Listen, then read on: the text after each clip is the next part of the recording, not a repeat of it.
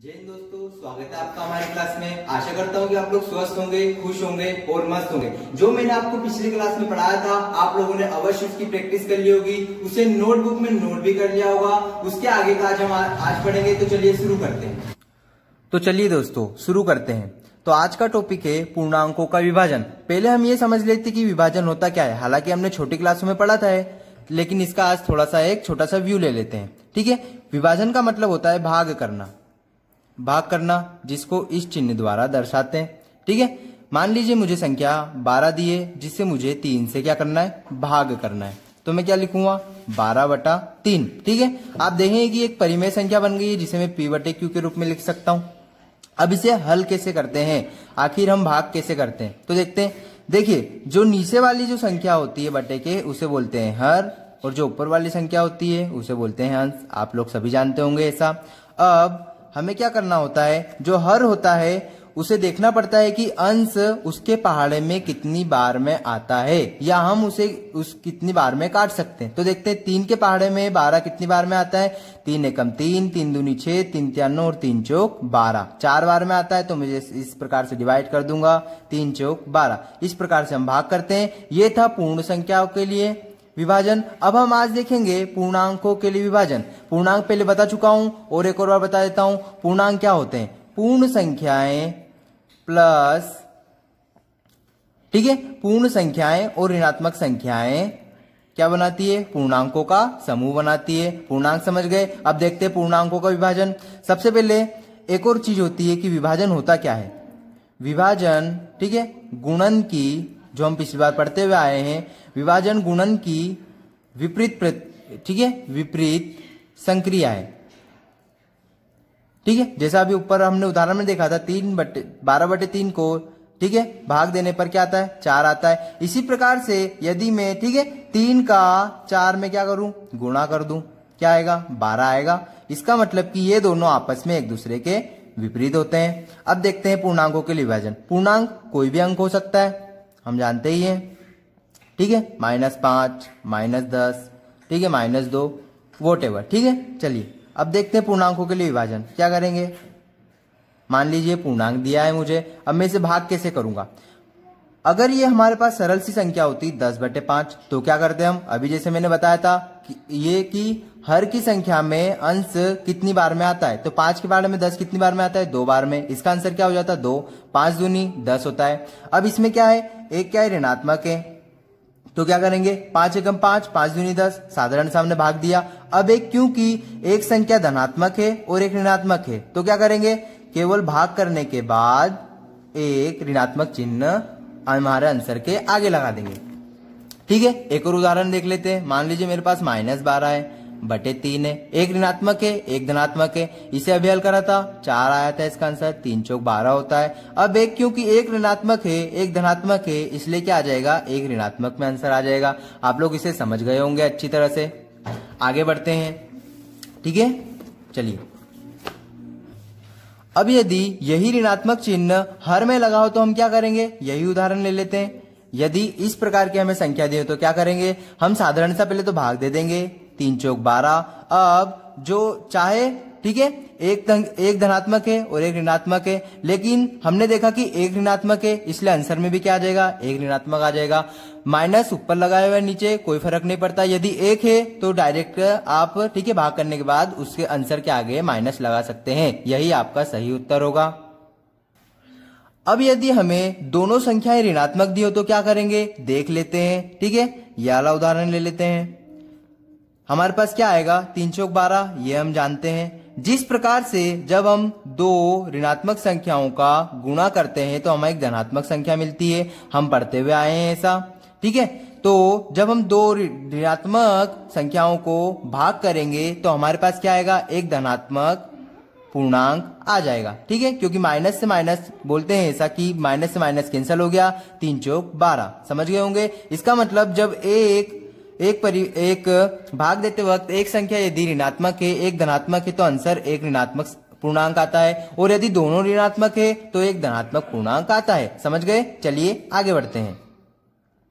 दोस्तों अब हम देखेंगे पूर्णांकों के भाग के गुण। जिस प्रकार से हमने गुणन के गुण देखे थे उसी प्रकार से हम भाग के गुण देखेंगे। ठीक है, इसमें पहला आता है क्रम विनिमय गुण।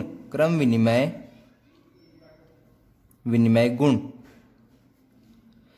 इसका मैं पहले बता चुका था। क्रम विनिमय मतलब कि उनके क्रमों को बदल देना। मान लीजिए मुझे कोई संख्या दी है a, ठीक है, और भागित b, तो क्या मैं इसे b भागित a लिख सकता हूं? तो देखते हैं कैसे। क्रम विनिमय का मतलब हम जानते हैं अच्छे से कि क्रम को बदल देना। जो फर्स्ट प्लेस पे रहता है उसको सेकंड पे ले आना और सेकंड वाले को फर्स्ट प्लेस पे रख देना। ठीक है, तो देखते हैं कि मान लीजिए मुझे, ठीक है, क्या दिया है 12 डिवाइडेड बाई 3 और इसका आंसर क्या आएगा 12/3 इज इक्वल टू, हम कर चुके हैं 3 चौक 12 होता है। अब यदि मैं इसमें क्रम विनिमयता लगा देता हूं कि 3 भागित 12 कर दूं तो क्या हो जाएगा 3/12 हो जाएगा। अब इसका आंसर क्या आएगा 3 एकम 3, 3 चौक 12। देखिए जब मैंने इस क्रम में रखा तो मेरा आंसर 4 आया, लेकिन जब इस क्रम में लिखा तो 1/4 आया। इसका मतलब कि जब ये दोनों बराबर नहीं है इसलिए मैं कहूंगा कि भाग, पूर्णांकों के लिए भाग क्या नहीं है, क्रम विनिमय नहीं है। आप लोग समझ गए होंगे। आगे बढ़ते हैं। तो दोस्तों दूसरा गुण आता है शून्य से भाग। जिस प्रकार से हम पढ़ते हुए आए हैं कि पूर्ण संख्याओं को शून्य से भाग देने पर हमें, ठीक है, कोई अर्थ नहीं मिलता, अर्थात वह अपरिभाषित होता है। उसी प्रकार से यदि हम पूर्णांकों को भी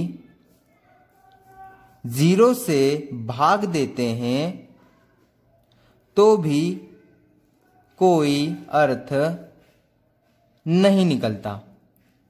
समझ गए आप लोग मेरी बात। किंतु यदि हम किसी पूर्णांक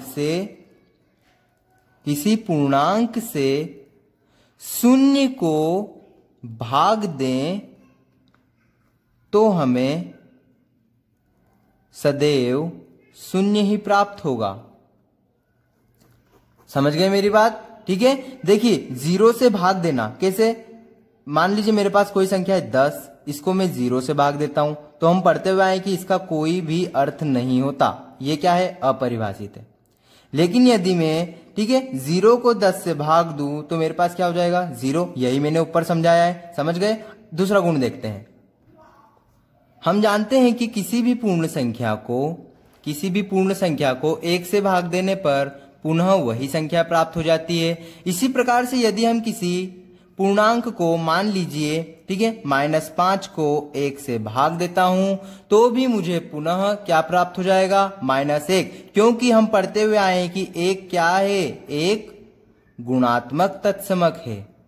ठीक है, तत्समक क्या होता है, तत्समक क्या होता है, जिसका हम किसी भी संख्या में यदि गुणा भाग प्लस माइनस करें तो हमें पुनः वही संख्या प्राप्त हो जाए। एक होता है योजित तत्समक और एक होता है गुणात्मक तत्समक। गुणात्मक तत्समक भाग और गुणा के लिए होता है। ठीक है, लेकिन ऐसा -1 के लिए सही नहीं है। यदि हम किसी संख्या को, मान लीजिए -5 को -1 से भाग दूंगा तो अभी हम ऐसा करते हुए आए हैं कि कितना आएगा 5, और 2 ऋणात्मक पूर्णांकों को जब मैं भाग देता हूं तो मुझे एक धनात्मक पूर्णांक प्राप्त हो जाता है। इसलिए मैं कहूंगा कि 1 से भाग देने पर तो मुझे पुनः वही संख्या प्राप्त हो जाती है, लेकिन -1 से भाग देने पर पुनः वह संख्या प्राप्त नहीं होती। आगे बढ़ते हैं। चलिए दोस्तों अब हम एक्सरसाइज स्टार्ट करते हैं। तो एक्सरसाइज में पहला क्वेश्चन है, निम्नलिखित में से प्रत्येक का मान याद करना है। तो इसमें एक ए नंबर का क्या क्वेश्चन है, -30 डिवाइडेड बाई 10, ठीक है, -30, ठीक है, भागित 10। तो इसे में हल करना हम जानते हैं, एक धनात्मक है और एक ऋणात्मक पूर्णांक है। ठीक है, मैं बता चुका हूं कि कैसे हल करेंगे, 10 या 30, क्योंकि एक ऋणात्मक पूर्णांक है इसलिए 3 लग जाएगा। इसका आंसर हो जाएगा -3। ठीक है, मैं इसमें से कुछ बता देता हूं, आप लोग इसके देखे देखे और भी कुछ प्रैक्टिस हो जाएगी ताकि आप लोग खुद कर सकते हैं। मैं एफ वाला बता देता हूं। देखिए एफ वाले में क्या बोल रहा है, 0 भागित -12। तो हम अभी पढ़ते हुए आए हैं, यदि हम किसी संख्या को, ठीक है, को मतलब कि ऊपर होता है, को 0 से भाग दे तो क्या आता है, अपरिभाषित।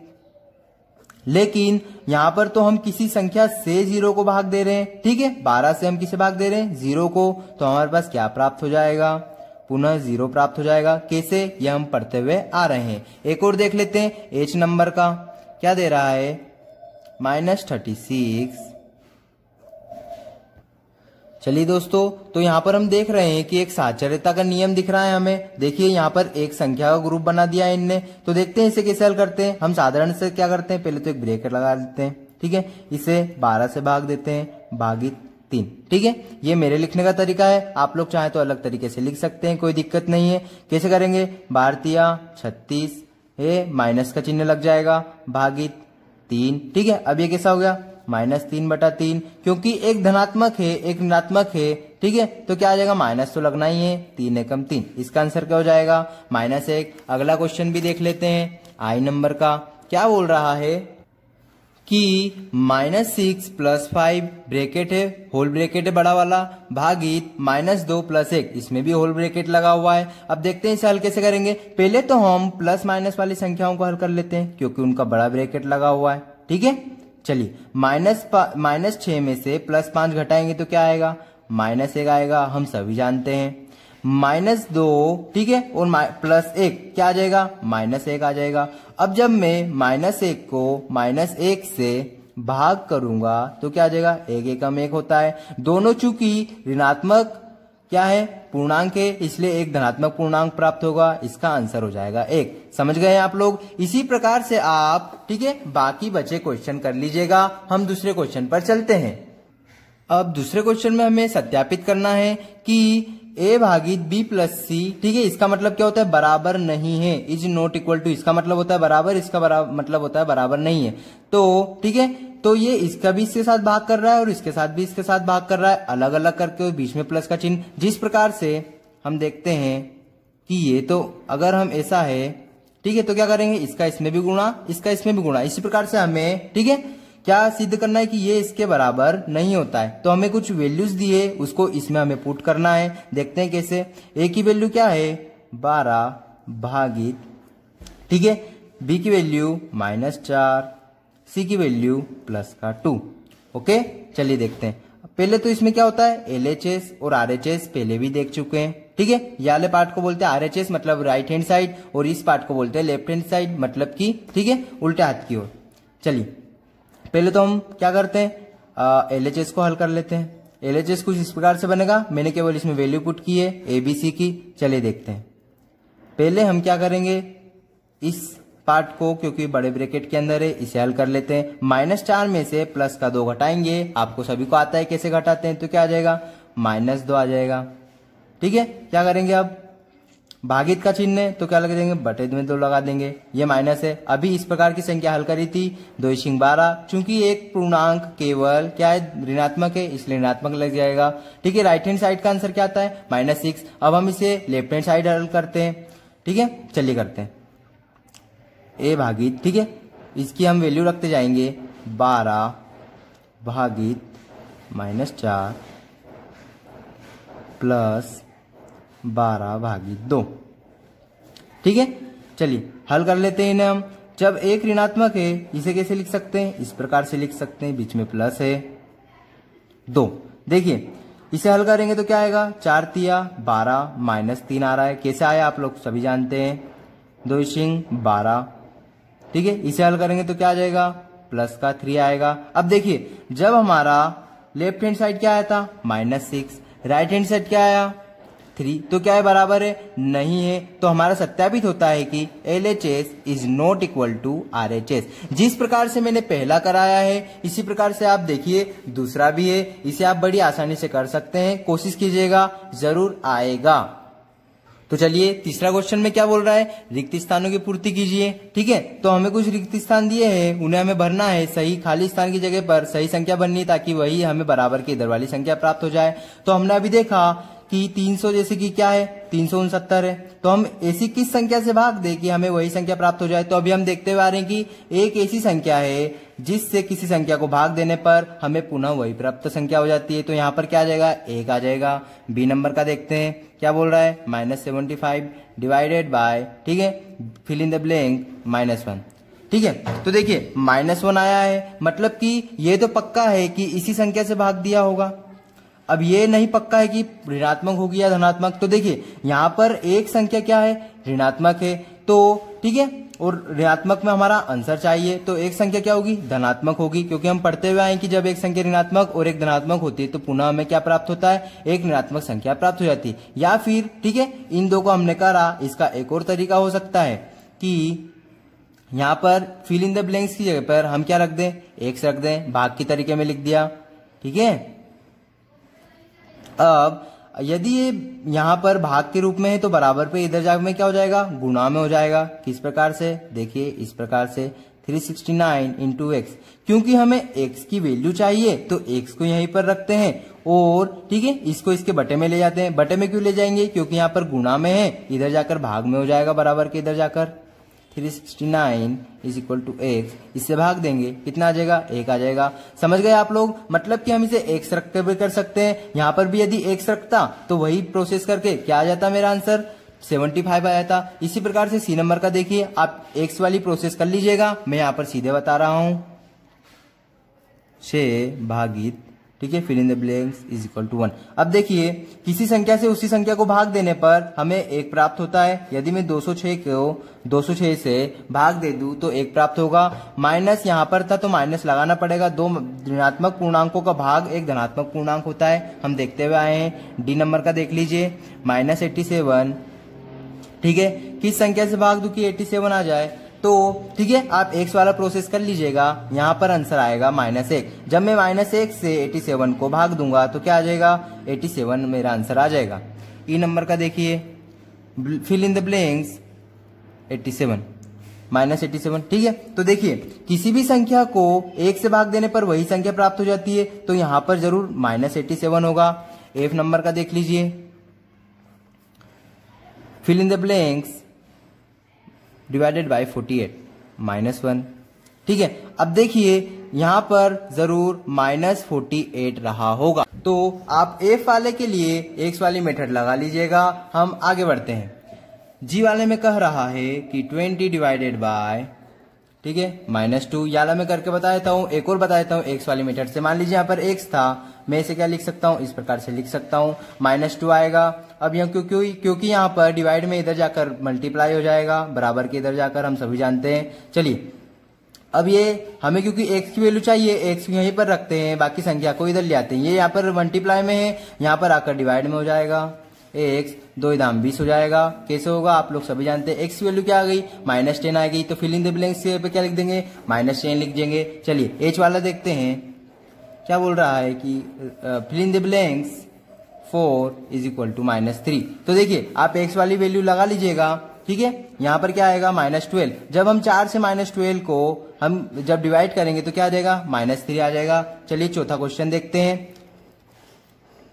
तो चौथा क्वेश्चन है, 5 ऐसे पूर्णांक युग्म लिखिए, ठीक है, ताकि a भागित b इज इक्वल टू -3 हो। ऐसा एक युग्म क्या है, 6, -2। ऐसे हम और भी लिख सकते हैं, जैसे 9 -3। इसे भी हम हल करेंगे तो क्या आ जाएगा, जब मैं 9 को -3 से डिवाइड करूंगा तो -3 आ जाता है। इसी प्रकार से -3 और 3 हो जाएगा, एक 12 ठीक है, और -4 हो जाएगा। कितने हो गए, 1 2 हो गए। अब यदि मैं 15 से -5 को भाग दूंगा तो भी क्या आ जाएगा, -3 आ जाएगा। इसी प्रकार से -15 से 5 से भाग दूंगा तो क्या आ जाएगा, -3 आ जाएगा। कितने हो गए, 3 4 5 बोले हैं हमें। तो देखिए 4 मैंने बता दिए हैं, एक आप लोग आसानी से कर सकते हैं। पांचवा क्वेश्चन की ओर बढ़ते हैं। तो चलिए दोस्तों पांचवा क्वेश्चन करते हैं। दिया है, बोल रहा है कि दोपहर 12 बजे तापमान 0 से 10 डिग्री सेंटीग्रेड ऊपर था। मतलब कि क्या था, दोपहर 12 बजे तापमान कितना था, 10 डिग्री सेंटीग्रेड। यदि यह आधी रात तक 2 डिग्री सेंटीग्रेड प्रति घंटे की दर से कम होता है तो किस समय तापमान 0 से 8 डिग्री नीचे होगा। 0 से 8 डिग्री मतलब कि ठीक है, नीचे मतलब कि -8 डिग्री सेल्सियस होगा। मतलब कि कितनी इतनी ठंड कितनी बजे बढ़ेगी। आधी रात को तापमान क्या होगा, 2 क्वेश्चन पूछ रहा है। तो देखते हैं, हमें क्या दिया है, दोपहर 12 बजे का तापमान 10 डिग्री सेंटीग्रेड। तापमान कम होने की दर क्या है, मतलब कि 1 घंटे में 2 डिग्री सेल्सियस कम होता जाता है। तो हम देख लेते हैं। देखिए दोपहर 12 बजे 1 घंटे की दर से कम होता है, तो 1 बजे कितना हो जाएगा, 8 डिग्री हो जाएगा। ठीक है। इसी प्रकार से 2 बजे कितना हो जाएगा, 1 घंटे में 2 डिग्री कम होता है, तो 8 से कितना 1 घंटे में 6 डिग्री हो जाएगा। अब 3 बजे कितना हो जाएगा, 4 डिग्री सेंटीग्रेड। इसी प्रकार से 4 बजे 2 डिग्री सेंटीग्रेड, 5 बजे कितना हो जाएगा, 0 हो जाएगा। ऐसे करते करते, ठीक है, ऐसे करते करते -8 डिग्री कहां पर आएगा, 9 बजे। तो हम लिख देंगे कि तापमान 0 से 8 डिग्री 8 डिग्री कितना हो जाएगा, 9 बजे हो जाएगा। और पूछ रहा है कि आधी रात को तापमान क्या होगा। आधी रात मतलब कि रात के 12 बजे, आप लोग सभी जानते हैं। तो जिस प्रकार से हमने इसे आगे बढ़ाया था, ऐसे आगे बढ़ा देंगे कि 10 बजे तापमान कितना हो जाएगा, -10 डिग्री सेल्सियस। 11 बजे कितना हो जाएगा, -12 डिग्री सेल्सियस। और 12 बजे -14 डिग्री सेल्सियस। तो हमारा आंसर आता है कि आधी रात को तापमान -14 डिग्री सेंटीग्रेड हो जाएगा। यह हमारा आंसर हो गया है। आगे बढ़ते हैं। तो छठे क्वेश्चन है कि एक कक्षा टेस्ट में प्रत्येक सही उत्तर के लिए कितने अंक दिए जाते हैं, 3 अंक दिए जाते हैं। और गलत उत्तर के लिए -2 अंक दिए जाते हैं। ठीक है। और जो कोई प्रश्न नहीं हल करता उसके लिए कोई अंक नहीं दिया जाता। तो इसमें पहला क्वेश्चन पूछ रहा है कि राधिका ने 20 अंक प्राप्त किए। ठीक है। राधिका द्वारा टोटल कितने अंक प्राप्त हुए, 20 अंक प्राप्त हुए। यदि उसके 12 उत्तर सही पाए गए तो उसने कितने प्रश्नों के उत्तर गलत दिए। ठीक है। तो देख लेते, राधिका द्वारा कुल अंक कितने प्राप्त हुए हैं, 20। ठीक है। अब उसके देखिए 12 सही उत्तर के लिए कुल अंक कितने मिलेंगे। एक के लिए यदि 3 अंक मिलता है तो 12 के लिए कितने मिलेंगे, 12 36 गुणा कर देंगे। अब देखिए हमें टोटल अंक प्राप्त थे जिसमें से सही अंक कितने हैं, 36 के लिए हैं। तो हम गलत उत्तर के लिए देख लेते हैं। यदि हम टोटल में से सही वाले उत्तर घटा दें तो हमारे पास क्या बच जाएंगे, गलत वाले उत्तर बच जाएंगे। तो देखते हैं। ठीक है। देखिए एक धनात्मक है, एक ऋणात्मक है, क्या हो जाएगा, माइनस हो जाएगा और बड़ी संख्या का चिन्ह आ जाएगा। तो 36 में से 20 घटाऊंगा तो क्या आ जाएगा, 6 1 कितना आ गया, -16 आ जाएगा। ठीक है। चलिए आगे बढ़ते हैं। -16 आ गया। अब देखते हैं कि अब यदि मैं -16 को -2 से भाग दे देता हूं तो मुझे गलत उत्तरों की संख्या प्राप्त हो जाएगी। कैसे, देखिए एक गलत उत्तर के लिए -2 अंक मिलते हैं। हमारे पास टोटल कितने गलत उत्तर है, -16। तो मैं क्या करूंगा, इसे डिवाइड कर दूंगा तो मुझे गलत उत्तरों की संख्या मिल जाएगी कि आखिर इतने गलत उत्तर कितने करें। तो 2 8 16। समझ गए आप इसका आंसर। आगे चलते हैं। तो जिस प्रकार से मैंने 6th नंबर का पहला किया है उसी प्रकार से 2nd नंबर का है, आप लोग कर लीजिएगा। चलिए अगला क्वेश्चन करते हैं। देखिए अब एक लास्ट क्वेश्चन बता है 7वां। क्या पूछ रहा है, एक उत्तापक किसी खान कूपक में से एक उत्तापक होता है जो, ठीक है, ऊपर मशीन रहती है खानों में जो ऊपर नीचे ले जाने का सामान को ढोने का काम करती है। तो 6 मीटर प्रति मीटर की दर से नीचे जाता है। यदि नीचे जाना भूमि तल से 10 मीटर ऊपर से शुरू होता है, मतलब कि देखिए मान लीजिए भूमि तल यहाँ पर है, स्थान उत्तपक यहाँ पर है, तो यहाँ से स्टार्ट करता है। तो पूछ रहा है कि 350 मीटर जाने में कितना समय लगेगा। देखिए हमने इतने सारे क्वेश्चन किए हैं, ये भी थोड़ा सा दिमाग लगाने वाला क्वेश्चन है। चाहूंगा कि आप लोग इसे करने का प्रयास करें। आशा करता हूं कि आप लोग जरूर कर लेंगे। जय हिंद, जय भारत।